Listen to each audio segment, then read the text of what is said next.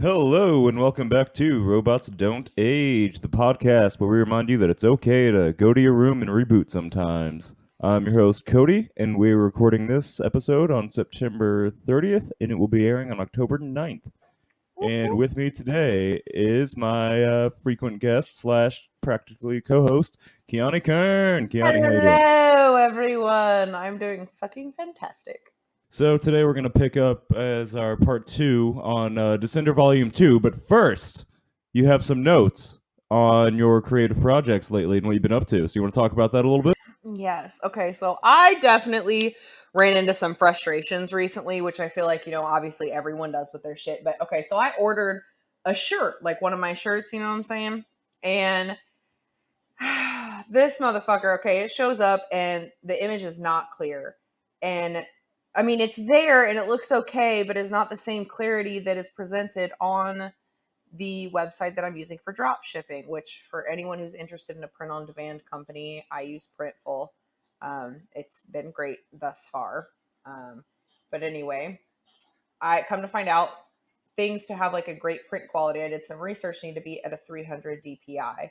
And so like I realized my mistake and I realized that I needed to like adjust a lot of my prints and everything like that. So, but the issue is all of the drawings that I have been making for like the last several months. That, because you saw my website once I opened it up. Um, the drawings that I've been making for the last several months on Procreate were actually not at the correct DPI. And the only way to get them to be at the correct DPI is to be like really, really small. So I'm trying to figure out how to adjust.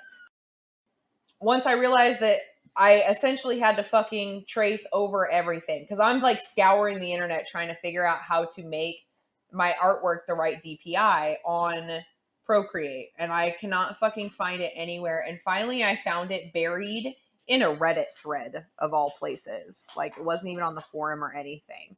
And so basically, what you have to do is essentially the DPI is it has to do with the amount of pixels that you want in the image, which I didn't know that, learning curve. So like say you have like an 11 by 15 space on your shirt and you want it at a 300 DPI, you essentially just do math. Which I kind of feel like a dumbass for not realizing that, but I was like, well, okay, thanks. So I got I figured so you essentially just times those measurements by 300 and that gives you the correct pixelation calculation for your images to have it on your website proper, or to have it fit the shirt properly. So math. I figured out that you have to do like that's how you calculate the pixelations. Like so if you want it at 300 DPI and you have a 15 by 11 shirt, you take 300 by 15 and 300 by 11 and that gives you the correct pixelations for the images. So now I have to go through and essentially retrace all of my artwork, which is unbelievably frustrating, but I have continued to keep going. I have created some new stuff. And so for, I guess the message here is, when you run into shit, don't fucking stop. Like it took me a week and a half to figure that shit out. Like that's annoying, but I still continued to fucking do it. So, I think I have another lesson you could take from this too. yeah, Just do your research, Keanu. yeah, Look yeah. into what you're doing. Yeah. Do your fucking research. I just thought that because when I uploaded it onto Printful, it said that it was a good quality. And it was a good quality. It just wasn't the quality that I wanted it to be. So then when and I had heard this before about the 300 DPI thing, but I was like, I don't know what the fuck that means. So we're just going to slide right over that. Don't do that. Fuck it. Fuck it. But I have also I revamped the web page so that it had like a better mobile flow, like when you use it on your cell phone, which is great. And I am also creating a spooky collection specifically for Halloween. So all my spooky bitches, come on, I'm in. I did crew necks and hoodies, and it's just like 3 simple designs, which I fucking love them. And then I've also been thinking about making cups. So Anything else you've been up to? I sold 2 original Fuck paintings. yes. which is fucking amazing. And I cried like a bitch, you Yeah, know? you did. Happy to, I know. I called you. I'm like, oh my God. But this was off of fucking TikTok. Like, and I've been on Instagram and, Facebook, and I'm not really huge with Twitter, but I have one. But I I just thought it was amazing, like the amount of love and for my stuff that I get off of that app. Now I post like 3 times a day based on times that I found on the internet that are supposedly better for the algorithm, which they seem to work out pretty fucking well. Seemed to be So effective. You sold some fucking paintings. You yeah, sold originals. sold original fucking paintings. So and I've also been painting jackets lately too, which I use for Oh, anyone sounds who, like a new thing. yeah, it's been pretty fun. I really enjoy it. And for anyone who like already paints or like wants to paint clothing for any kind of reason, like you can either buy fabric paint, obviously, or if you already have like acrylics or something of that sort, you can actually buy what's called a textile medium, and you just like follow the instructions on the back and mix it with your paint, and then boom, it's fabric paint, which I found to be fucking magical. So That is one thing I miss about living with you. You always had like creative stuff going on that I got to see firsthand. yeah, I did enjoy that. Like, I mean, sometimes it kind of made me jump a little because I'm like, oh, hi, you're behind me. But at the same time, I'm like, yeah, somebody's totally digging my shit right now. Like, I'm enjoying this. This is cool. It was very captivating to watch. Very enjoyable process. I can understand why your TikTok's working. I still don't like TikTok, but yeah, good for you, Yeah, man. no, I understand. I understand. But yeah, like I said, and I'm like 400 people away from being able to go live, which would be great because you know how people do like the sip and paint thing, but obviously we can't do Yeah. those things because of quarantine. I want to do a puff and paint, bitches. Let's get high as fuck and paint some shit, and I will teach you. And then maybe I could like send out kits, you know what I'm saying, to make it easier for people, like with little canvases and the colors that you're gonna need and stuff. Like, I think that would be dope. What kind of paint would you use for those kids? I would absolutely love some paint from Culture Hustle. You want to help a bitch out. I also am not a fan of Anish Kapoor, and he will not have access to any of these fucking paints or pieces. He will not be allowed to take part in my puff and paint, okay? I don't know what any of that means, but that is called a shameless plug, ladies and gentlemen. Yes, it is. Let me elaborate real quick. Okay, so Anish, whatever the fuck his name is, okay, I think it's Anish Kapoor is how you pronounce it. He's the guy who made the Bean in Chicago, but he came up with what's called Vanta Black, and it's like the darkest black shade or whatever, like that. And it's like it makes things like you can paint something that's like a circle, paint it that color black, and it's gonna look like it's almost like it disappears. It's insane. It's just insane. Anyway, it's like the blackest black paint that you can The get in the darkest fucking color world. Now, available, like possible. yes, like it looks like you're gonna fall into a black hole. Like if I was to paint it on the floor, you would be concerned that you're gonna fall into it. Like that's how fucking amazing it is. Anyway, this douchebag decides that he's gonna patent it, so like no one else, not patent it, but like I don't know, no one else can use it. No one else is allowed to fucking use it or buy it or anything like that. So this guy, Stewart, I believe, Stewart. Anyway, he Look what I created. can do. Look what I can do. He created what's called Black 3.0, and it is the blackest black paint in the world. And then he's made lots of other ones. Like there's one called Mirror that's like just the dopest looking metallic paint I've ever seen. Um, it's the world's glowiest glow pigments. They're all by Stuart Semple. But literally at the end of all of these purchases, it says when you go to buy something, like you have to literally say that you are not associated with Anish Kapoor, that he is not allowed to have this paint in any way, shape, or fucking form. And I just think that that is like the most ultimate level of petty, and I love it. Like I absolutely love it. Here on note, by adding this product to your cart, you confirm that you are not Anish Kapoor. You are in no way affiliated to Anish Kapoor. You are not purchasing this item on behalf of Anish Kapoor or an associate of Anish Kapoor. To the best of your knowledge, information, and belief, this material will not make its way into the hands of Anish Kapoor. And I love it. You know what? I'm on board. I think every company should have a message like that about one person. And it doesn't even have to be someone they personally dislike. It could just be like, open the phone book, fuck Alan Carter, and fuck this guy. Yeah, piece of shit. Alan Carter has no idea what he ever did. Fucking great. It is absolutely great, and I fucking love it. I love the level of petty. So I'll give you some quick notes on what I've been up to. Okay, I'm so excited. I'm excited. All right, so on the film front, CJ has been working on putting all of our skits together and getting the transitions edited for our sketch comedy show, Who Asked for This, which is going to be premiering October 15th. We've got an introduction song, outro song, just everything actually properly formatted, kind of like in the realm of Whitest Kids You Know and other sketch comedy shows, Mad TV, things like that. You know, trying to make it more formalized and actually going for it. So that's been really exciting. I'm very excited for that. That's very exciting because I feel like I've been there with quite a few of your skits, and it's making me really happy to see them come together in this capacity. You know, you were the makeup person and costume designer for Southern Sex Ed. You were a big part of that, and kind of the camera woman, DP. Yeah. You also ruined a take by laughing, but it I happens. know. I'm sorry. It's because you guys are fucking funny. All right. Other than that, let's see. I've started writing a script outside of my usual realm. It's not a horror or action or crime thriller. It's actually more of like a heartfelt movie about friendship, and pretty excited. I've got like a significant chunk of it done so far. I've got a playlist that I've curated and just for the purpose of listening to when I write it. It's all coming together. That's really nice. I like that. I feel like it's really good as creatives to step outside of your comfort zone and try different shit because I feel like it helps to work your imagination more.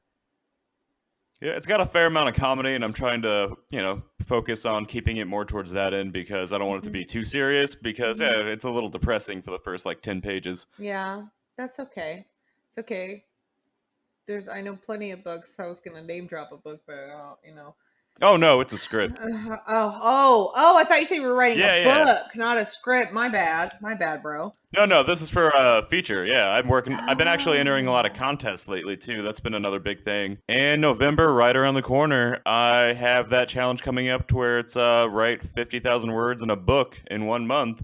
And it's going to be the third book for the Respire trilogy. So, That's yeah. exciting. When does your second book drop? You'd have to talk to my editor. She's had it for a little bit now. Okay, I will do that. I don't have a segue for this, but you know what also doesn't require a segue because it's so fucking smooth? The delicious beer of Tangled Roots Brewery. That's your second free ad plug, and if you want me to keep it up, you should give me some beer. You should give me some Commercials! commercials. Hello, everyone. This is Boone King from the Fan Freaks podcast, and you're listening to the Robots Don't Age podcast, hosted proudly by Red Lens Productions. And we're back talking about Descender Volume 2 by Dustin Gwynn and Jeff Lemire. It's something like that. Anyways. Volume 2, Machine Moon. Machine Moon! Sorry. 10 stars! Machine Moon! Alright. So let's get to my notes. First and foremost, Andy is a gun-toting badass. That's really all I have to open up with. I would have to agree whole fucking heartedly. I also can't help but notice, when he was trying to convince his mom to get Tim 21, it was because he didn't have any friends and basically said that Tim 21 would be his yes man, which is kind of a terrifying thought because, as we all know, children are unsympathetic monsters. That's true. So, he's like, yeah, Tim 21's going to like what I like. It's going to be great. He'll just be my yes man, is essentially what he was getting at. And I don't think anyone's addressed that. Very much so. It was very much like, this is going to be my bitch of a best friend because he'll do everything that I like. No wonder why Andy decided to, go full fucking nutbag later on and just shoot things with no fucking emotion attached. Yeah, I'm not surprised at all. I just thought that was an interesting fact that I didn't know if you'd pick up on or not, so I wanted to point that out. But I do think that, even though he acts as if he, has no emotion towards the shit, it's once he finds out that the Tim 21 that they are hunting is his Tim, then I feel like he switches up a little, which I did not expect. Like, Well, of course. I mean, it was the one guy that always agreed with him. It was the only friend he actually had. That's not funny. I shouldn't laugh at that. that's not funny, you lonely little bastard. This is why we're friends. All right. So a couple more points. Dr. Kwan, I still want to reiterate, fuck this man for a variety of reasons. He is a bitch-made motherfucker. I can't. A point that I wrote down was basically when he was going on about not believing in robot heaven, and he's like, "Well, I never learned about it in the UGC." Like, motherfucker, you didn't learn it much because you didn't even learn how to create the robots to begin with. You stole the idea. You stole the idea, scumbag. From you fucking you basically took an actual living robot and ripped off their fucking whatever. I don't know. It made it seem like they were made by humans, when in fact that robot was probably, this is just me speculating, I feel like was probably fucking like its own organic being to begin with, ish. You know what I'm saying? Like it was its own being to begin with, and you just took that idea and started making robots out of that exact like schematics, more or less. Yeah. Like, you're like, so to act like they don't have a consciousness, so they're not a thing. Like, you took something you didn't understand at all and acted like it was a piece of fucking machinery to be used, as opposed to like quite possibly being its own like species of being. Because he craved the ego and the fame for having made robots of this level of intelligence. And he felt like he was like pissed on by his predecessor. Because again, piece of shit. Can't stress that enough. And like you just like his bitch assness level, like his level of selling people out quick and in a hurry to save his own ass. Like, you have no loyalty, you soft motherfucker. Now, if you want to talk about loyalty, how do you feel about Hardwire, that extreme family of robots? I'm kind of really digging it. Like, I'm not gonna lie, like the resistance. I'm here for the resistance. I like it. So when they bring up the point they're not terrorists, they're survivalists, you'd agree with that? Like,